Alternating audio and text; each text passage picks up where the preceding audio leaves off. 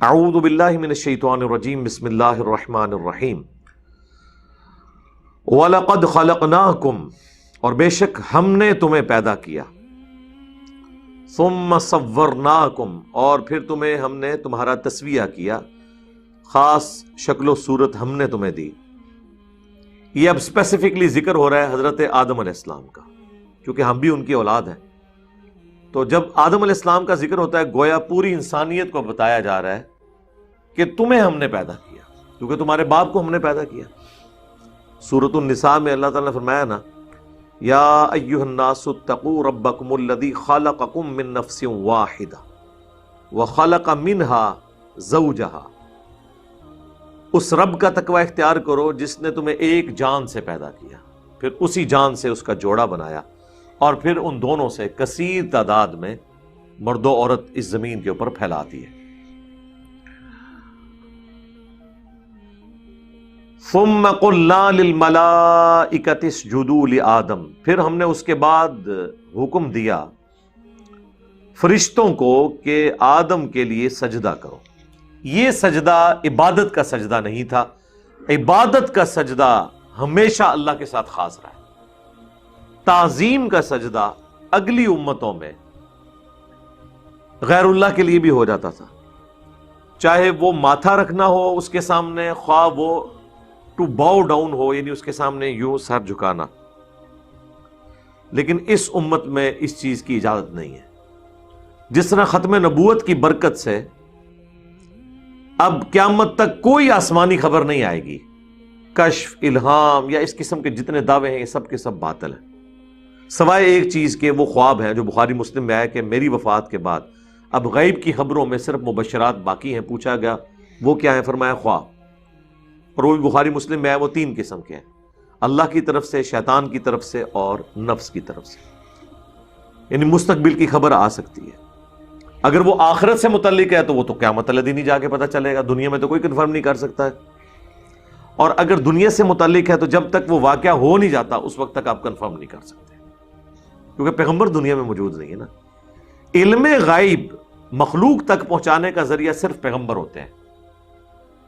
اللہ تعالیٰ نے واضح فرمایا سورہ آل عمران میں، وَمَا كَانَ اللَّهُ لِيُطْلِعَكُمْ عَلَى الْغَيْبِ، یہ اللہ کی شان ہی نہیں کہ تمہیں غیب پر اطلاع دے، وَلَكِنَّ اللَّهَ يَجْتَبِي مِن رُّسُلِهِ مَن يَشَاءُ، بلکہ اللہ چن لیتا ہے اپنے رسولوں میں سے جسے چاہتا ہے۔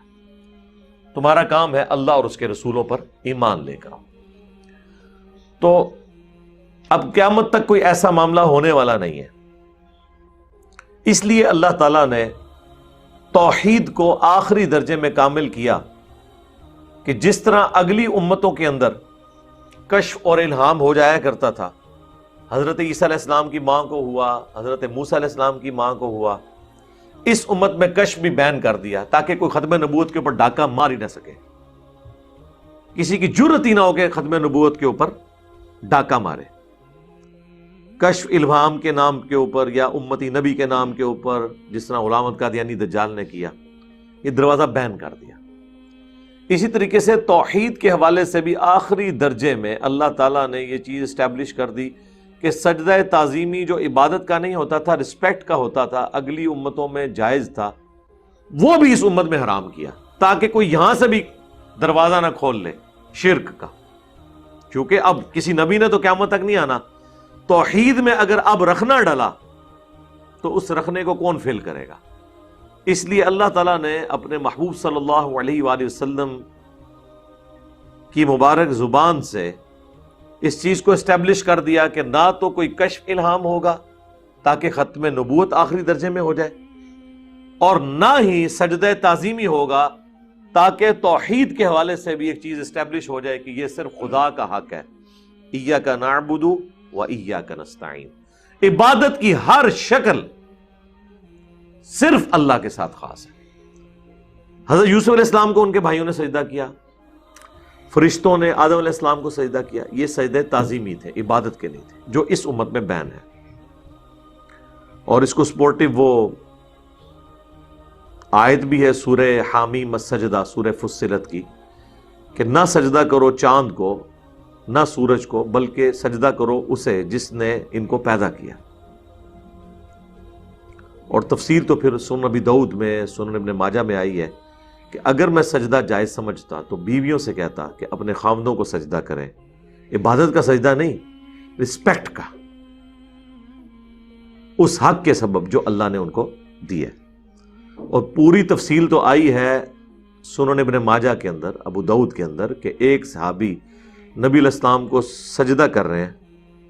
نبی علیہ السلام نے کہا سر اٹھا، یہ کیا کر رہا ہے؟ انہوں نے کہا یا رسول اللہ میں ہیرا نامی شہر میں گیا تھا، وہاں لوگ اپنے سردار کو سجدہ کرتے ہیں، آپ تو اللہ کے رسول ہیں، ہم آپ کو سجدہ کیوں نہ کریں؟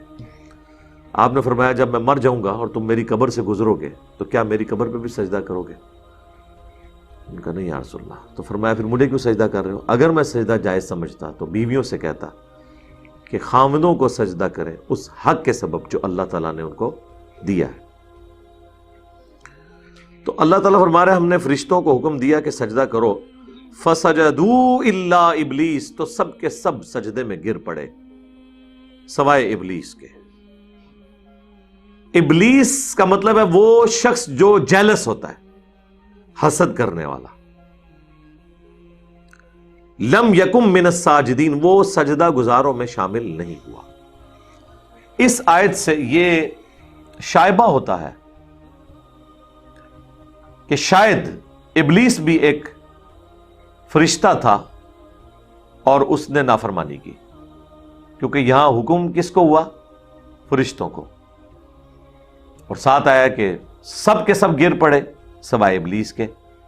گویا کہ ابلیس وہ واحد فرشتہ تھا جس نے سجدہ نہیں کیا. اس سے یہ گمان ہوتا ہے، لیکن یہ ایسا نہیں ہے. قرآن حکیم میں ایک آیت ایسی ہے، قصہ آدم اور ابلیس کے 7 دفعہ مختلف صورتوں میں ذکر میں وہ آیت نہیں آئی سوائے ایک جگہ کہ وہ ہے سورہ الکہف، آیت نمبر 50. کان من الجن ففسق عن امر ربی، وہ جنوں میں سے تھا اس لیے اس نے اپنے رب کی نافرمانی کی. کیونکہ قرآن حکیم میں کئی جگہ آیا، سورہ التحریم میں آیا کہ فرشتے اللہ کی حکم کی خلاف ورزی نہیں کرتے، اور سورۃ النساء میں آیا کہ اگر قرآن اللہ کے سوا کسی اور ہستی کی طرف سے ہوتا تو تم اس میں اختلاف کثیر پاتے. اب یہ تو اختلاف کثیر ہی بن گیا نا کہ قرآن حکیم میں جا بجا یہ چیز آئے کہ فرشتے نافرمانی کر ہی نہیں سکتے، اور پھر 6 جگہ پہ آ جائے کہ فرشتے نے سجدہ نہیں کیا ابلیس نے. اگر وہ 7واں مقام نہ ہوتا سورۃ الکہف والا آیت نمبر 50 تو ہمیں یہ نہ پتا چلتا کہ یہ شیطان نے سجدہ کیوں نہیں کیا. اس لیے نہیں کیا کہ وہ جن تھا، اس لیے اس نے نافرمانی کی. 2 ہی مخلوقات ہیں جنہیں اختیار دیا گیا، جن اور انسان. فرشتوں کے پاس بھی عقل ہے لیکن اختیار نہیں ہے، وہ صرف نیکی کے کام کرتے ہیں. لیکن ایک ایشو پھر بھی اپنی جگہ رہے گا کہ اللہ تعالیٰ نے جب فرشتوں کو حکم دیا تو 7 جن کا تو ذکر ہی نہیں تھا، تو اس پہ سجدہ کرنا کیوں واجب تھا؟ یہ اکثر ملحدین کی طرف سے بھی اعتراض کیا جاتا ہے. اسی کے اوپر میرے پچھلے دنوں ایک ویڈیو بھی، مجلس 144 جو آخری مجلس ہوئی ہماری، اس کے بعد پبلک سیشن شروع ہو گئے تھے، تو اس میں نے اس کو تفصیل کے ساتھ ریکارڈ کروایا تھا کہ اس کی ریزن کیا ہے. کہ دنیا میں بھی تغلیب کا قاعدہ چلتا ہے، عربی زبان میں تو ہے، قرآن میں اکثر صیغے جو ہیں وہ مردوں سے خطاب کے ہیں، لیکن اس میں عورتیں بھی شامل ہیں. عربی زبان میں چونکہ ڈومیننٹ مرد کا صیغہ استعمال ہوتا ہے، عورتیں اس میں شامل ہوتی ہیں.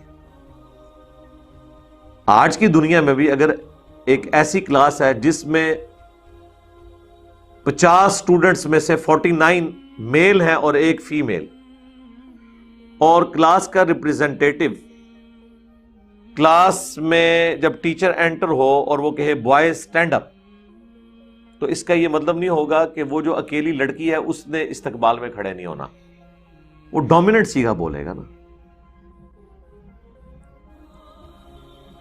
تو اس تغلیب کے قاعدے کے تحت فرشتوں میں اس وقت جن بھی شامل تھا، جس کا نام عزازیل آیا ہے اسرائیلی روایتوں کے اندر. عزازیل اللہ کا بندہ تو اللہ کا تھا لیکن نافرمانی کی، اور وہ نافرمانی کی اس نے جیلس ہو کے. انسان سے حسد کیا، اسی لیے اس کا نام ہی ابلیس پڑ گیا۔ اور تیسری بات اس کو سپورٹیو جو ہو سکتی ہے وہ یہ ہے کہ آگے ہی چل کے آئے گا کہ اللہ تعالیٰ نے اس کی نافرمانی کا سبب بھی اس سے پوچھا ہے، تو اس نے کلیریفائی کیا ہے کہ میں نے سجدہ کیوں نہیں کیا۔ اس نے آگے سے یہ نہیں کہا کہ یا اللہ مجھے تو حکم ہی نہیں تھا، یہ تو حکم صرف فرشتوں کا تھا اور میں تو فرشتہ نہیں ہوں۔ ویسے مولوی ہو نا اسی قسم کی چیزیں نکال لیں بیچ میں سے، ٹھیک ہے، اور مولویوں تواڈے نال تے شیطان بہتر نکلیا اس مسئلے اوور آل نہیں پھرنا کہنا فتویٰ لاتا ہے اس مسئلے میں کہ اس نے کوئی جھوٹا ایکسکیوز نہیں دیا، ورنہ وہ کہہ سکتا تھا کہ اے اللہ تو نے تو فرشتوں کو حکم دیا ہے، میں تو بیچ میں شامل ہی نہیں ہوں۔ اسے بھی یہ بات پتا تھی کہ یہ جنرل حکم ہو رہا ہے، تو میں فرشتوں کے ساتھ ہونے کی وجہ سے اگرچہ میں جن ہوں لیکن میں اس کیٹیگری میں فال کرتا ہوں۔ قال ما منعك الا تسجد اذ امرتك، اللہ نے فرمایا تجھے کس چیز نے منع کیا کہ تو سجدہ نہ کرے جبکہ میں نے تجھے حکم دیا تھا۔ تو اب اس کے بعد تو ہونا چاہیے تھا کہ وہ کہتا کہ یا اللہ مجھے تو حکم ہی نہیں تھا۔ یا وہ صوفیاء کہتے ہیں کہ جی دیکھیں جی جو یہ بڑی توحید کی باتیں کرتے ہیں نا، تو شیطان تو ان سے بڑا موحد تھا، اس نے بھی کہا تھا کہ میں نے نبی کو سجدہ نہیں کرنا، تجھے سجدہ کرنا ہے۔ تو سرکار یہ بھی کوئی نہیں قرآن میں لکھا ہوا، انہیں نبی دی تعظیم نہیں کی تھی جی، انہیں نبی کی تعظیم سیکنڈری چیز ہے، اس نے اللہ کا حکم نہیں مانا۔ آپ پیغمبروں کو اللہ کی شناخت کا ذریعہ بنانے کی بجائے اللہ کو پیغمبروں کا محتاج کرنا چاہتے ہیں۔ کیا اللہ اپنے پیغمبروں کا محتاج ہے؟ اللہ تو کسی کا بھی محتاج نہیں۔ میں آپ کو ایک سمپل سی بات کروں، ہمارے ایمان کا تو لیول ہی کوئی نہیں۔ کوئی شخص ہمیں آ کے یہ کہے نا کہ دین آپ کا محتاج ہے یا اسلام آپ کا محتاج ہے یا اللہ اپنی دعوت پہنچانے میں آپ کا محتاج ہے، تو ہمارے ہاتھ پاؤں بھول جائیں گے کہ یہ کیا کفر بک رہے ہو، توبہ کرو۔ حالانکہ بک رہا وہ ہوگا، ڈر ہمیں لگ جائے گا کہ چونکہ ہمیں تختہ مشق بنایا جا رہا ہے۔ سرکار اگر ہمارے ایمان کا کمزور ترین لیول ہے انبیاء کے مقابلے پہ، اگر ہمارا یہ حال ہے کہ ہم ڈرتے ہیں اس بات سے کہ کوئی شخص ہمارے بارے میں ایک کلیم نہ کرے، تو جو امام الموحدین ہیں انبیاء کرام علیہ السلام، ان کے بارے میں آپ سوچ بھی سکتے ہیں کہ انہیں کبھی یہ وہم بھی آئے کہ ہم توحید کے اس حوالے سے کسٹوڈین ہے کہ اللہ ہمارا محتاج ہے کہ ہم نے لوگوں تک اسلام کا پیغام پہنچانا ہے۔ جب ہم نہیں سوچ رہے تو وہ پیغمبر کیسے سوچ سکتے ہیں؟ ان کا تو ایمان بہت اعلیٰ درجے کا ہے، انہیں تو اللہ کی شناخت بھی ہم سے زیادہ ہے۔ تو یہ ساری صوفیاء نے اس قسم کی باتیں اور بیسیکلی انبیاء کی بھی تعظیم کرانا ان کا مقصد نہیں ہوتا۔ وہ پھر اگے ٹردے نے، وہ کہتے ہیں کہ انبیاء کرام کی تعظیم ضروری ہے، اس کے بعد وہ کہتے ہیں ہماری تعظیم کریں، کیونکہ صحابہ کے لیے وہ پیر و مرشد تھے، تمہارے لیے ہم پیر و مرشد ہیں۔ اصل جو کڑنا یہ ہوتا ہے، انہوں نے آپ کو تو کہتے رہتے ہیں جی فنا فی شیخ، پھر فنا فی رسول، پھر فنا فی اللہ، تے پوری زندگی فنا فی شیخ ہی رہندے نے، اللہ تے او رسول تک پہنچ دے نہیں۔ وہ کہتے ہیں جی پیچھے تے اللہ ہی ہے نا جی، اللہ نو پیچھے کر دیتا۔ جب ہم کہتے ہیں رسول اللہ کی اتباع کرو، وہ کہتے ہیں نہیں، یہ بھی تو رسول کا راستہ ہی اتار رہے ہیں، پیچھے تے رسول ہی ہے نا، اللہ بھی پیچھے، رسول بھی پیچھے، تے بابے تواڈے اگے، ٹھیک ہے۔ تو پھر اگر ہم پیار محبت سے یہ عرض کریں کہ مرنے سے پہلے اے مسلمان کر لے اس پہ غور، کتابوں کا خدا اور ہے، بابوں کا خدا اور، تو کسی کو ناراض نہیں ہونا چاہیے۔ آپ نے خود بابے کھڑے کر دیے نا اللہ اور اس کے رسول کے مقابلے پر، عز وجل وصلی اللہ علیہ وآلہ وسلم۔ تجھے کس چیز نے منع کیا جب میں نے تجھے حکم دیا تھا کہ تو سجدہ کر؟ اب اس نے نہ تو یہ بہانہ کیا کہ مجھے حکم نہیں تھا، نہ اس نے یہ بہانہ کیا کہ میں نے جو ہے وہ صرف تجھے ہی سجدہ کرنا ہے اور کسی کو نہیں کرنا، میں پکا موحد ہوں، میں وہابی ہوں۔ وہ کہتے ہیں وہابی سی، شیطان بھی وہابی سی۔ ہاں، قال انا خیر من، وہ کہنے لگا میں اس سے بہتر ہوں۔ یعنی وہ اس کا اندر کا جو خناس تھا، اندر کی غلاظت باہر آ گئی کہ وہ حسد کر گیا کہ آدم علیہ السلام سے میں بہتر ہوں۔ اور ریزن اس نے کیا بتائی؟ خلقتنی من نار وخلقتہ من طین، تو نے مجھے آگ سے پیدا کیا اور اسے پیدا کیا مٹی سے۔ اچھا، یہ جو الفاظ ہے نا، یہ نہ سمجھیے گا کہ یہ کوئی ادھر اللہ ہے اور ادھر شیطان ہے اور یہ آپس میں گفتگو کر رہے ہیں۔ اللہ بول رہا ہے جس طرح میں آپ سے بول رہا ہوں، نہیں، لیس کمثلہ شیء. یہ گفتگو کس سٹائل میں ہوئی، اس میں الفاظ تھے نہیں تھے، آواز تھی نہیں تھی، یہ کوئی تفصیلات نہیں ہے. یا یہ اس کے ساتھ دل میں گفتگو ہوئی، یہ کوئی تفصیلات نہیں ہے. تو اس نے کہا کہ تو نے مجھے آگ سے پیدا کیا اور اسے مٹی سے. اس کا مطلب ہے کہ وہ خدا کو اپنا خالق مان رہا ہے. دیکھیں کتنی بڑی بدبختی ہے، خدا کو اپنا پروردگار مان رہا ہے، اپنا پیدا کرنے والا مان رہا ہے، خدا کے پیرلل میں اپنے آپ کو طاقت نہیں مان رہا، طاقت اللہ کی مان رہا ہے. اور مسلمان کیا کہتا ہے؟ عبد القادر جیلانی نے اسرائیل کو بھی روح کھولی. اوے تسی جو کچھ بابیاں دے بارے کلیم کر رہے ہو نا، ہم بابوں کو تو برا نہیں کہتے، انہوں نے تو یہ نہیں کہا ہوگا، لیکن اگر کسی بابے نے یہ بات بھی کی ہے نا تو وہ تو شیطان سے بھی بدتر ہے. ایسے بابوں سے تو شیطان بہتر ہے. اگر کسی نے ایسی بات کی ہے کہ شیطان بھی اللہ کو اپنا رب مان رہا ہے، اور آگے جب مہلت مانگے گا نا قیامت تک زندہ رہنے کی، وہ بھی اللہ سے مانگے گا. نوٹ کرنے والی بات ہے. اور تہاڈا بابا شیطان تو بھی ود گیا ہے، وہ کہنا ہے میں اسرائیل کو روح، یعنی اللہ نے اسرائیل کو بھیجا روح نکالنے کے لیے، اور کہتے ہیں کہ جناب انہوں نے واپس کھولی. سرکار کسی بابے کو یہ گمان ہے نا کہ وہ روح واپس لا سکتا ہے، وہ سٹامپ پیپر پہ صرف مجھے لکھ دے کہ اگر انجینئر صاحب مجھے شہید کریں تو ذمہ داری میرے اوپر ہے. انہوں میں پبلکلی کیمرے دے سامنے شہید کرنا، اپنی روح واپس ڈال کے دسے، پھر میں انہوں مننا گا. ٹائم قیامت تک ہے بابے تیرے ہستے. اور یہ سارے مانیں گے نہیں، اپنے آپ کو کوئی نہیں زندہ کر سکتا، کہانیاں بنائی ہیں. ہاں پیغمبر کو معجزہ مل سکتا ہے جس طرح حضرت عیسیٰ علیہ السلام کو ملا، کیونکہ اللہ نے پیغمبروں کو منوانا ہوتا ہے. پیغمبروں کے بعد کسی کو منوانا نہیں ہوتا، وہ سارے کے سارے صرف دعوت دینے والے ہوتے ہیں. تو اس نے کہا کہ تو نے مجھے آگ سے پیدا کیا اور اس سے مٹی سے. یعنی وہ یہ کہنا چاہ رہا تھا کہ آگ مٹی سے بہتر ہے. کسی حد تک یہ بات درست بھی ہو سکتی ہے، لیکن مکمل طور پہ یہ بات درست نہیں ہے. اس کی وجہ یہ ہے کہ اگرچہ آگ میں کئی ایسی کوالٹیز ہیں جو مٹی کے اندر موجود نہیں ہیں، لیکن مٹی میں کئی ایسی کوالٹیز ہیں جو آگ میں نہیں ہیں. سب سے بڑی کوالٹی جو انسانیت اور پورے کے پورے جاندار کا نظام پلانٹ ارتھ پہ مٹی کی وجہ سے چل رہا ہے. مٹی میں آپ ایک بے قدر بیج بوتے ہیں، وہ 6 ارب گنا بڑا درخت بن جاتا ہے. ایک دانہ گندم کا بوتے ہیں، اس سے کتنے سٹے نکلتے ہیں، ہر سٹے کے اندر کتنے دانے ہوتے ہیں. آگ میں کبھی دانہ پھینکیں اور اس میں سے کوئی چیز اگا کے بتائے. باقی یہ چیز ہے کہ آگ جو ہے وہ بعض اوقات مٹی کی بھی ضرورت ہے. اینٹ پکانے کے لیے ہمیں آگ کی ضرورت پڑتی ہے. مٹی جو چیزیں تیار کرتی ہے گندم کی شکل میں، اس گندم کو روٹی تک پہنچنے کے لیے آگ کی محتاجی ہے. یہ نہیں ہو سکتا کہ آپ آٹا جو ہے وہ مٹی میں پھینکیں اور وہ روٹی بن کے تیار ہو جائے. نہیں، اس آٹے میں آپ پانی ڈالیں گے، گوندیں گے، پھر اس کی روٹی پکائیں گے. کس کے اوپر؟ آگ کے اوپر.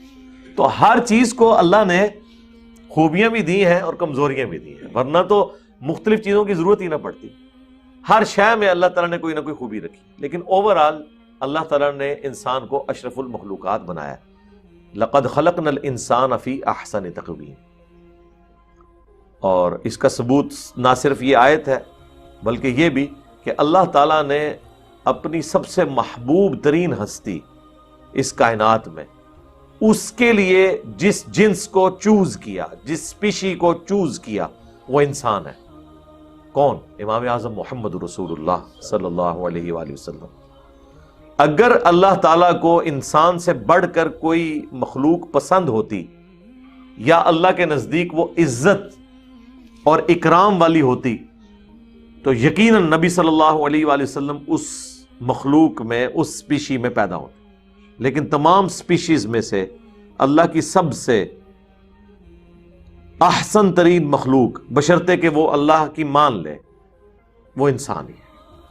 فرشتے سے بہتر ہے انسان بننا، مگر اس میں لگتی ہے محنت زیادہ. یہ بات ہے. اور میں اس پہ اکثر کہتا ہوں کہ اگر حضرت جبرائیل علیہ السلام بھی مجھ سے کہیں کہ تم اپنا ایمان مجھے دو اور میرا ایمان لے لو، تو میں ان کے ساتھ اپنا ایمان ایکسچینج نہ کروں. اگرچہ جبرائیل کا مرتبہ ہم سے زیادہ ہے.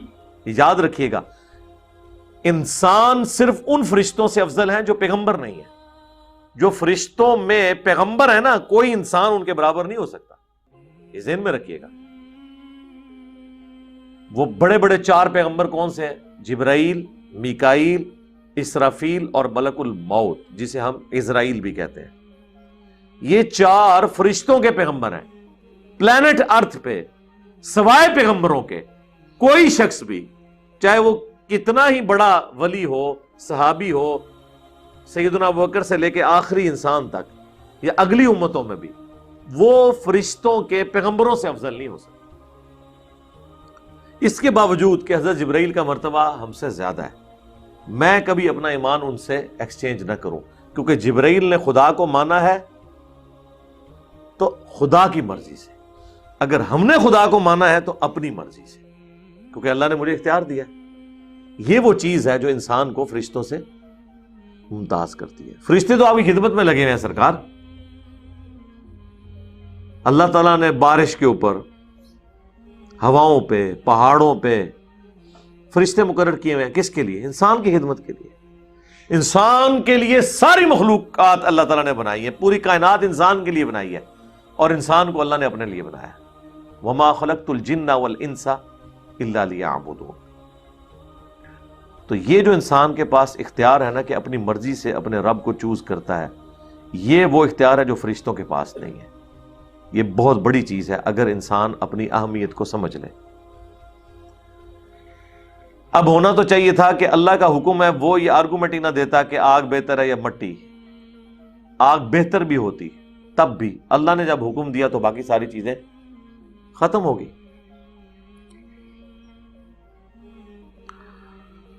قال فاہبط منہا، تو اللہ نے فرمایا اتر جا یہاں سے.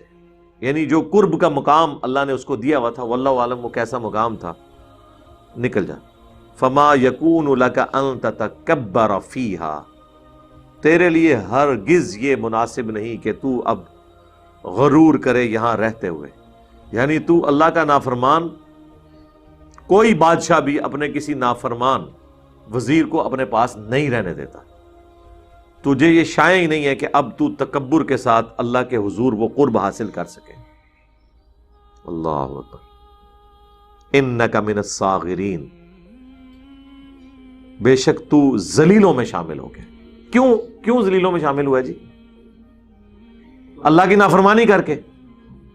مجھے بتائیں اگر کوئی اللہ کی نافرمانی کرے تو اللہ اسے کہتا ہے تو فارغ آج کے بعد. آپ مولویوں کو فارغ کیوں نہیں کرتے ہیں جب یہ قرآن و سنت کے خلاف آپ کو باتیں بتاتے ہیں؟ ان کا منصب بھی کھینچے نا، انہیں ممبروں سے نیچے کیوں نہیں اتارتے؟ اللہ نے تو اتار کے پرے پھینکا اسے کہ تو نے میری نافرمانی کی، آج کے بعد تجھے شائع ہی نہیں ہے کہ تو اس جگہ پہ رہے. اور الٹا جب ممبروں سے آپ کو علماء یہ واز کر رہے ہوں کہ قرآن و حدیث ڈائریکٹ نہ پڑھنا گمراہ ہو جاؤ گے، یہ غدار اللہ اور اس کے نبی کے عز و جل و صلی اللہ علیہ وآلہ وسلم، ان کو ممبروں سے اتار کے الگ کیوں نہیں کرتے؟ سوال تو ہے نا جی، سوال تو کوئی بھی دماغ میں آ سکتا ہے نا. اس کا مطلب ہے کہ پھر علماء کو اگر ہم ممبروں سے نہیں اتار رہے تو یہ اب وہ رسپیکٹ اویل نہ کریں جو انہوں نے قرآن و سنت کی بنیاد پہ اویل کی تھی. یعنی علماء کی عزت لوگ کیوں کرتے ہیں کہ جی یہ قرآن و سنت کے ماننے والے ہمیں قرآن و سنت سکھاتے ہیں. اگر یہ قرآن و سنت کے دشمن ہو جائے تو ان کا وہ عزت والا لباس اور منصب غائب نہیں ہو جاتا. شیطان نے جب انکار کیا تو اللہ نے کہا تجھے اب یہ شائع نہیں ہے کہ اب ادھر تو کون سی کس اکڑ میں ہے جب تو نے میرا حکم ہی نہیں ماننا. اب دیکھیں شیطانیت اس چیز کا نام ہے. اتنی بڑی دھمکی کے بعد تو فوراً کہنا چاہیے تھا یا اللہ غلطی ہوگی معاف کر دے. ایک سٹیٹ آف مائنڈ میں وکھرے جہاں میں چلا گیا تھا، مجھے اب ہوش آ گئی ہے، میری پوسٹ جا رہی ہے. خدا کے لیے تیرے ہی واسطہ پیش کرتا ہوں، تیری عزت کا واسطہ کہ مجھے معاف کر دے. لیکن یہ گیئر الٹا لگ چکا ہے یہاں پہ. اب وہ آ گیا ضد کے اندر. قال انظرنی الی یوم یبعثون، وہ کہنے لگا اے اللہ اگر ایسا ہی ہے نا تو پھر مجھے اب قیامت کے دن تک مہلت دے دے. ہم تو ڈوبے ہیں صنم، ان سب کو لے کے ڈوبیں گے ساتھ. یعنی حضرت آدم علیہ السلام اور اس کی اولاد کے ساتھ میں دشمنی نبھاؤں گا، مجھے ایک دفعہ مہلت دے دے. قال انک من المنظرین، اللہ نے فرمایا ٹھیک ہے، گرانٹڈ، تمہیں بھی مہلت ہم نے دے دی۔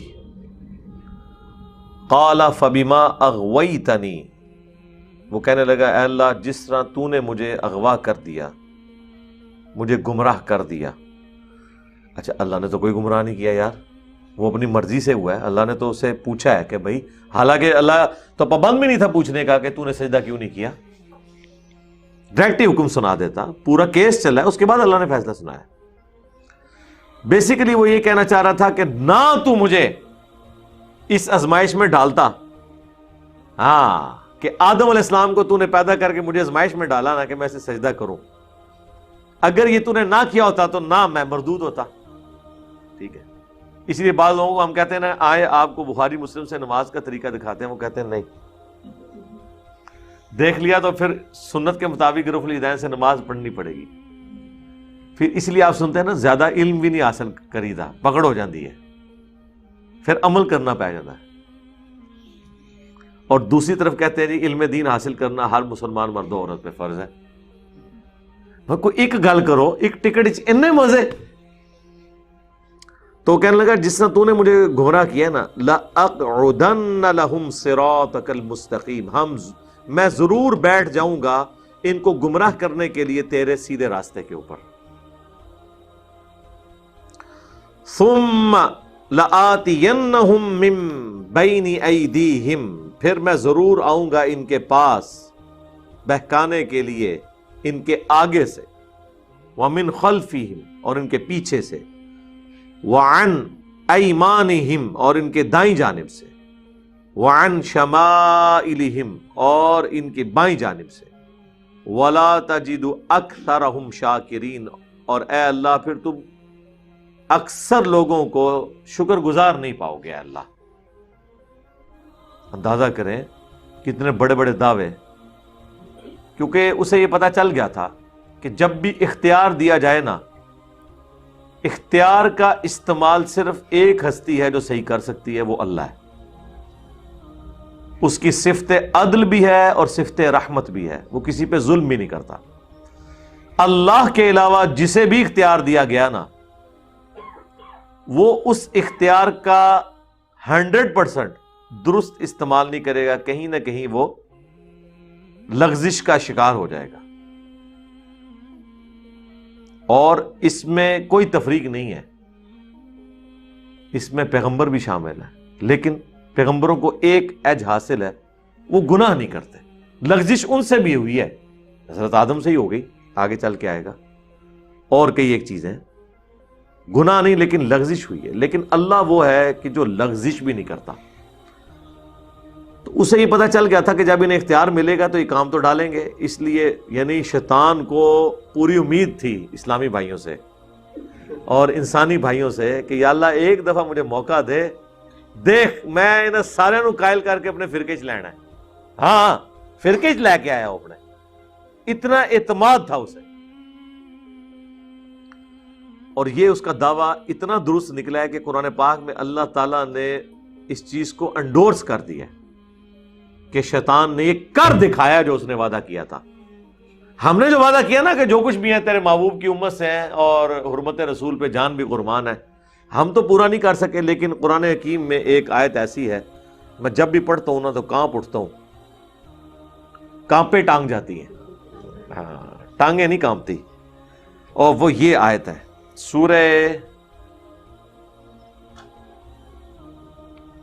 سورہ سبا، آیت نمبر ہے 20، وَلَقَدْ صَدَّقَ عَلَيْهِمْ إِبْلِيسُ ظَنَّهُ، اور بے شک سچا کر دکھایا ابلیس نے اپنا گمان ان کے متعلق، فَأَتْبَعُوهُ إِلَّا فَرِيقًا مِّنَ الْمُؤْمِنِينَ، تو سب کے سب اس کے پیروکار بن گئے سوائے چند مومنین کے۔ وہ تو ہے سورۃ الاعراف میں ہی، آگے چل کے آئے گا، وَلَقَدْ ذَرَأْنَا لِجَهَنَّمَ كَثِيرًا مِّنَ الْجِنِّ وَالْإِنسِ، میں نے جنوں اور انسانوں کی اکثریت پیدا ہی جہنم کے لیے کی ہے۔ یہ نہیں کہ اللہ ظلمن بھیجے گا، یعنی اللہ نے یہ فائنل فیصلہ سنایا کہ ہونا الٹیمیٹلی ایسا ہے۔ پھر ساتھ فرما دیا ہم نے انہیں دل دیے تھے یہ سوچتے نہیں، ہم نے انہیں کان دیے تھے یہ سنتے نہیں، آنکھیں دی تھی یہ دیکھتے نہیں، جو عبرت کا دیکھنا ہے۔ اولئک کالانعام بل ہم اضل، یہ جانوروں اور چوپایوں کی مانند ہیں بلکہ ان سے بھی گئے گزرے ہیں، جو اللہ کی ان نعمتوں کو یوز کر کے حق اور باطل میں پہچان نہیں کرتے۔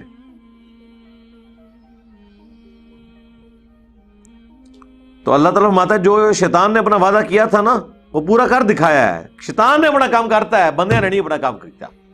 دیکھ لو فرق۔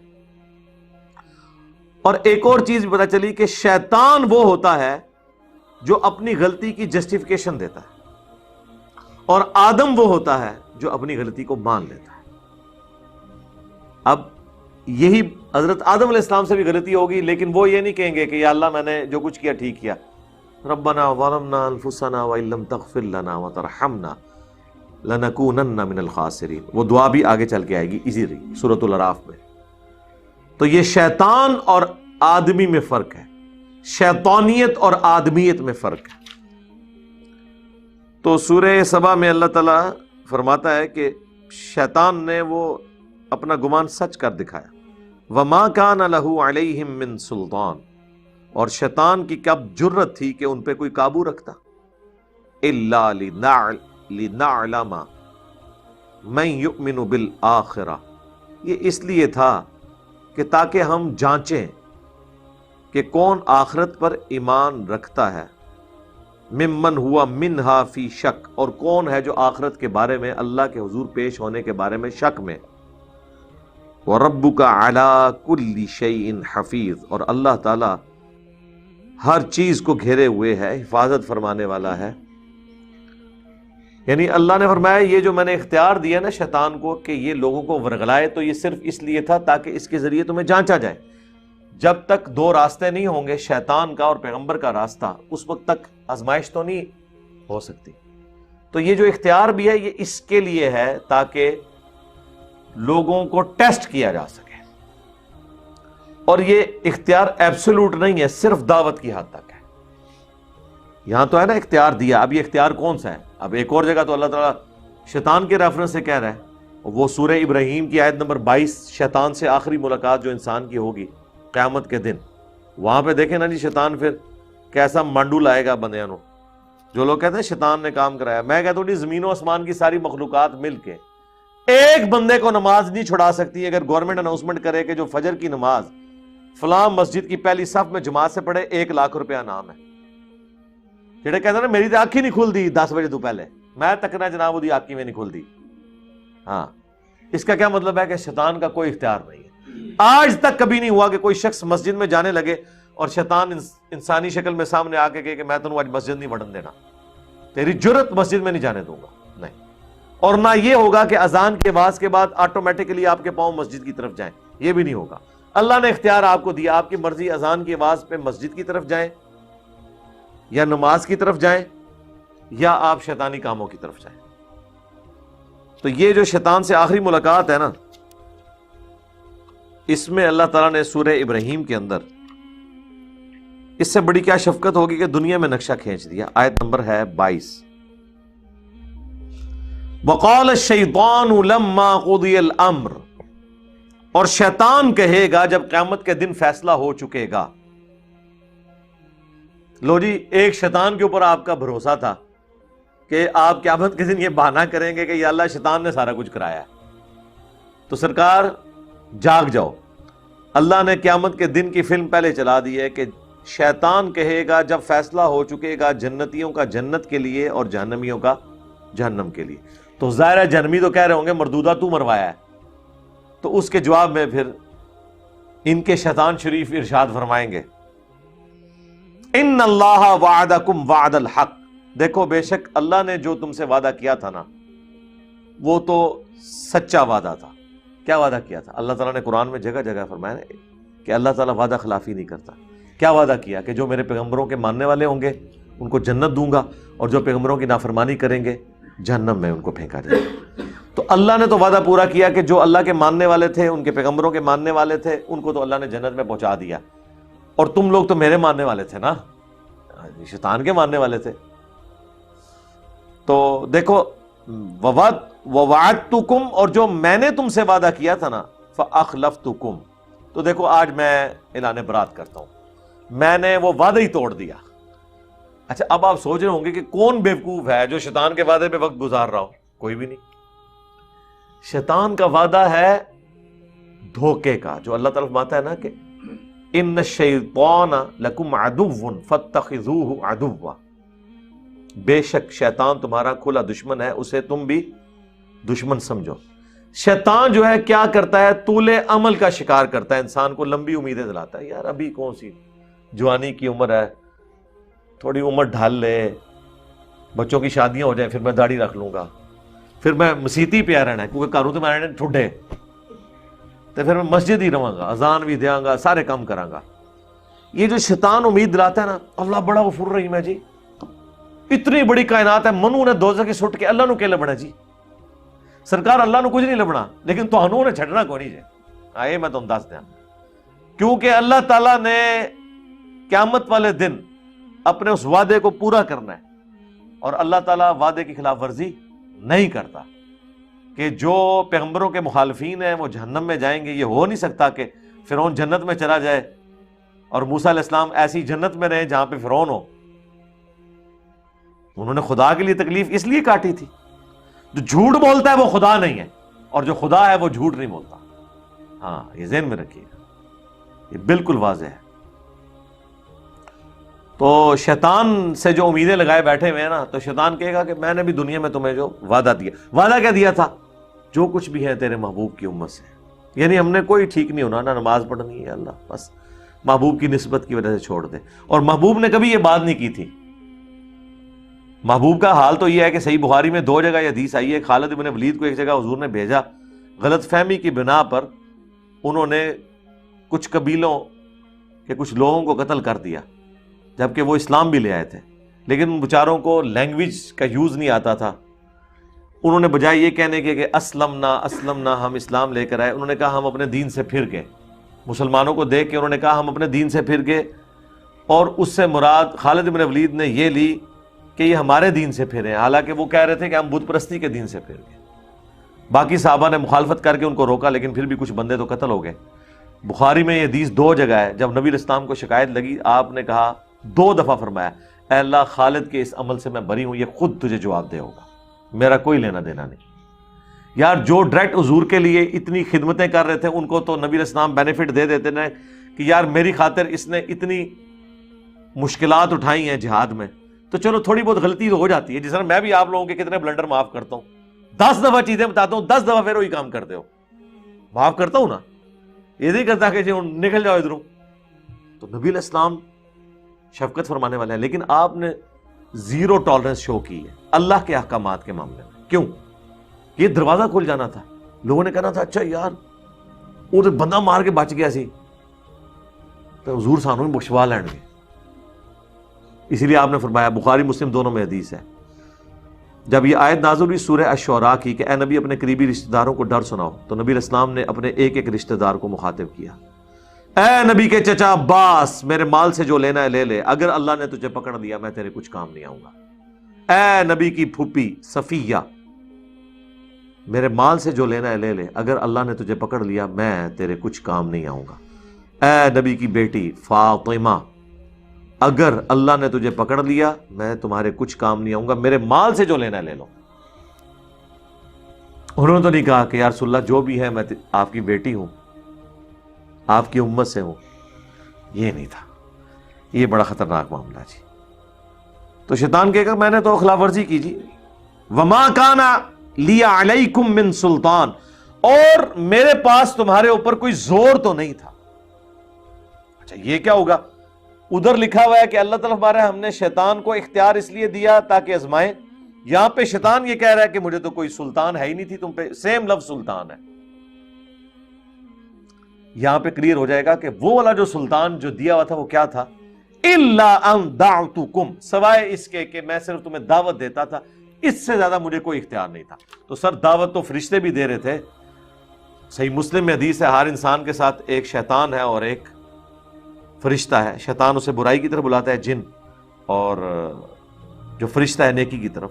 ایک صحابی نے جرت کر کے پوچھا آپ کے ساتھ بھی؟ فرمایا میرے ساتھ بھی تھا، لیکن اللہ نے مجھے قدرت دی، میرے ساتھ جو شیطان تھا وہ بھی مسلمان ہو گیا، مجھے وہ نیکی کی طرف بلاتا ہے. یہ صرف پروٹوکول رسول اللہ کا ہے صلی اللہ علیہ وآلہ وسلم. تو میں نے تو صرف تمہیں دعوت دی تھی، فاستجبتم لی، تو تم نے میری دعوت قبول کر لی. فلا تلومونی، تو مت ملامت کر آج کے دن مجھے، نہ کیا کہ شیطان تیری وجہ سے مارے گئے. ٹھیک ہے. وَلُومُوا أَنفُسَكُمْ، اپنی جانوں کو ملامت کرو. یعنی اس کا میں پنجابی میں ترجمہ کرنا، منو نہ پیٹ، اپنی جان نو پیٹ، خزمہ نو کھا، میرا کوئی لینا دینا نہیں ہو.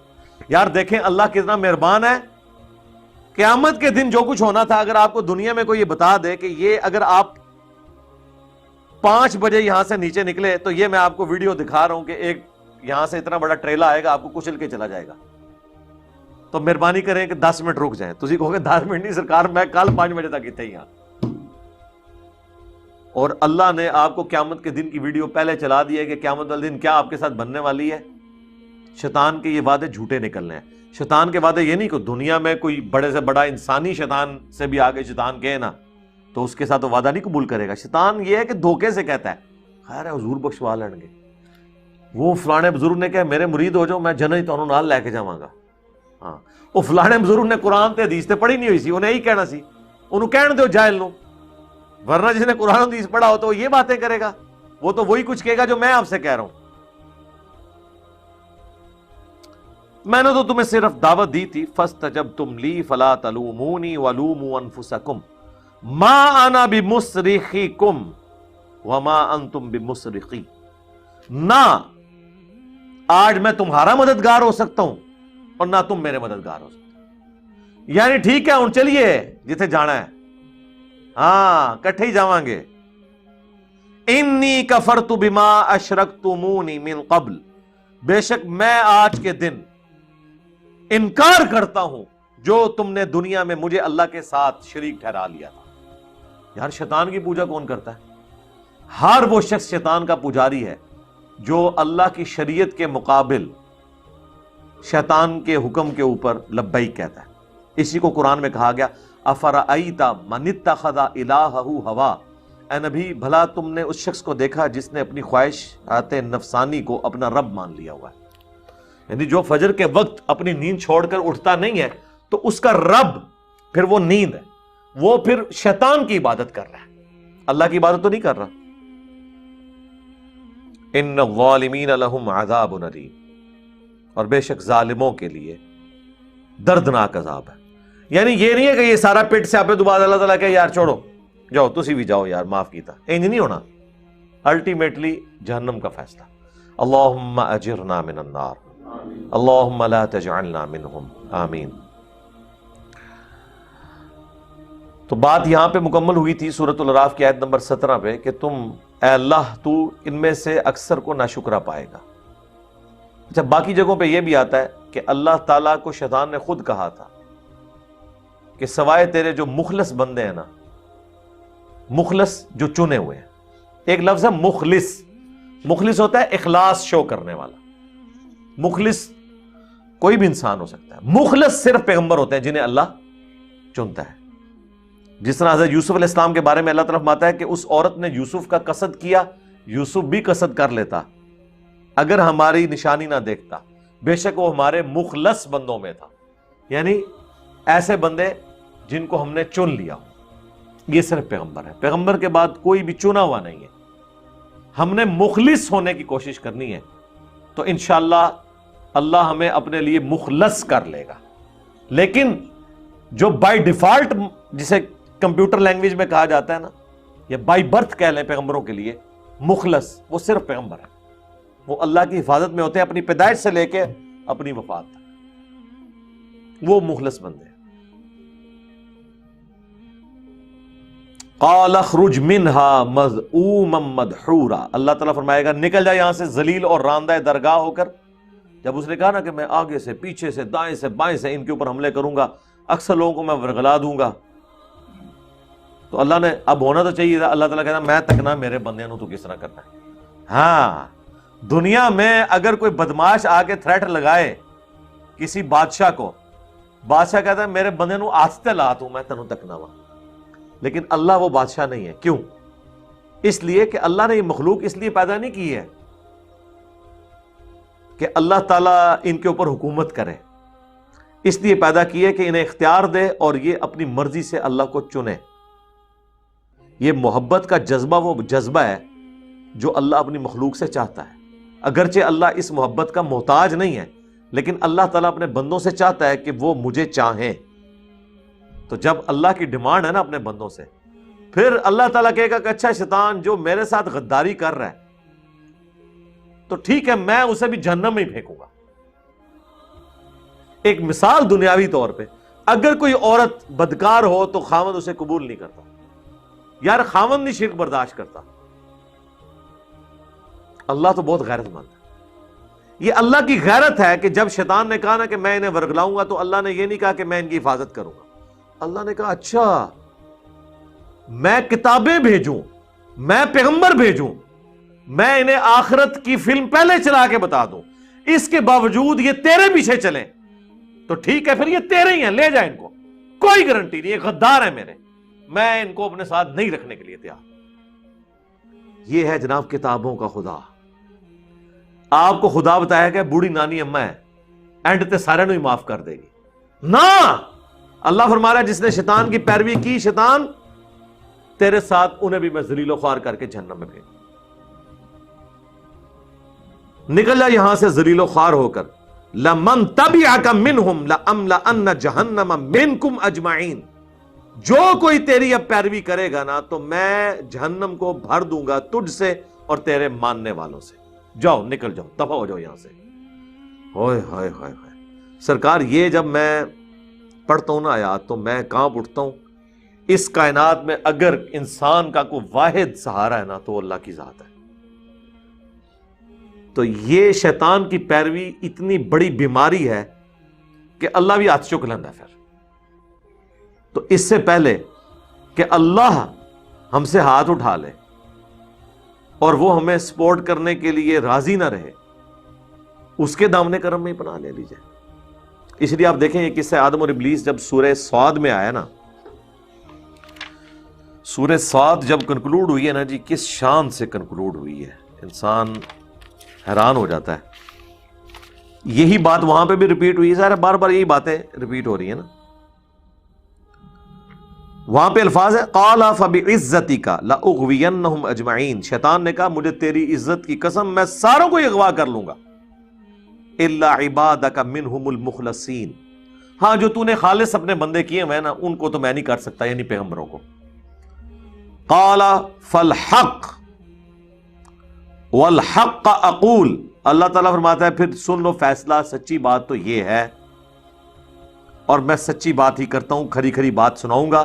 لَأَمْلَأَنَّ جَهَنَّمَ مِنْكَ وَمِمَّنْ تَبِعَكَ مِنْهُمْ أَجْمَعِينَ، تو میں ضرور بھار دوں گا جہنم کو تجھ سے اور ان تمام لوگوں سے جو تیری پیروی کریں گے، یعنی جنوں اور انسانوں میں سے۔ اس کے بعد پتہ کیا آیت آتی ہے وہاں پہ، یہ سورہ صاد کنکلوڈ ہو رہی ہے، 38 نمبر سورت۔ قُلْ مَا أَسْأَلُكُمْ عَلَيْهِ مِنْ أَجْرٍ، اے نبی تم انہیں فرما دو کہ میں اللہ کا تعارف کروانے کے عوض تم سے کوئی معاوضہ ڈیمانڈ نہیں کرتا۔